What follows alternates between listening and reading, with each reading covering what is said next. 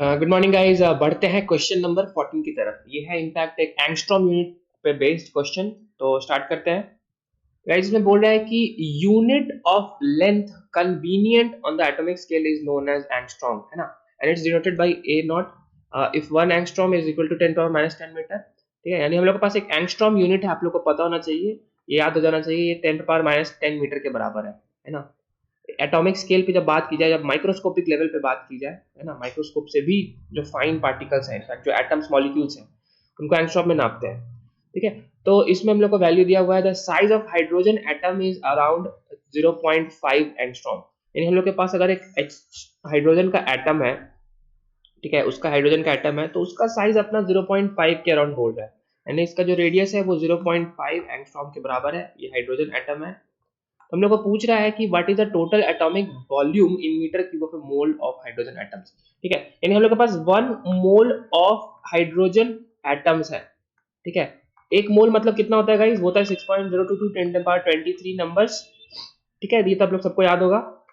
तो इसका total volume कितना है, टोटल वॉल्यूम कितना है, टोटल वॉल्यूम तो हम लोग कैसे निकालेंगे। बहुत आसान है, टोटल वॉल्यूम हो जाएगा कि अगर हम लोग को volume of one hydrogen atom पता है, volume of one H atom, उसको हम लोग अगर total number of particles, total number of atom से मल्टीप्लाई कर दे, है ना।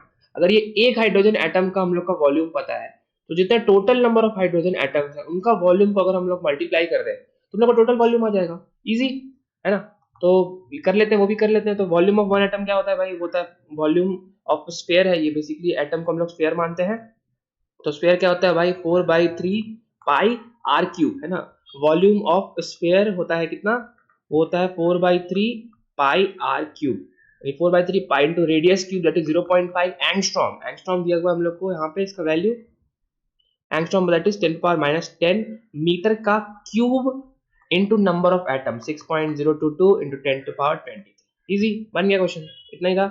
ठीक है, इसको नेक्स्ट पेज में हम लोग कर लेते हैं।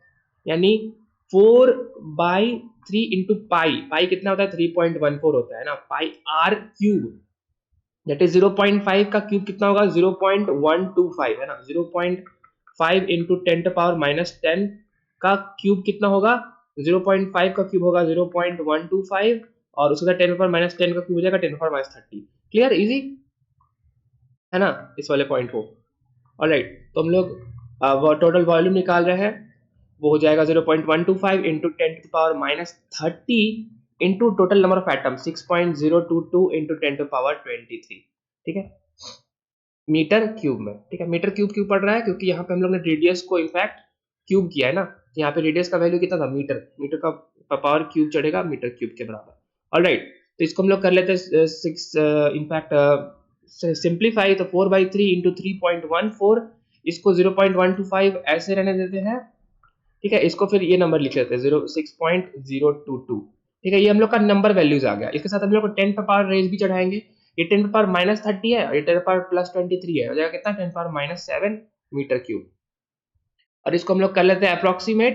तो इसको हम लोग अप्रोक्स भी कर सकते हैं, जैसे हम लोग इससे थोड़ा सा अलग ही आएगा, लेकिन अभी हम लोग अगर आंसर तुरंत निकालना है तो 4/3 इंटू 3 इंटू 0.125 इंटू 6। ठीक है, 3 से 3 कैंसिल हो जाएगा, और 4 इंटू 125 कितना चलेगा, 250 और 500, यानी 5 6 30, यानी ये आएगा 04 इंटू 0.125 0.5 इंटू 6।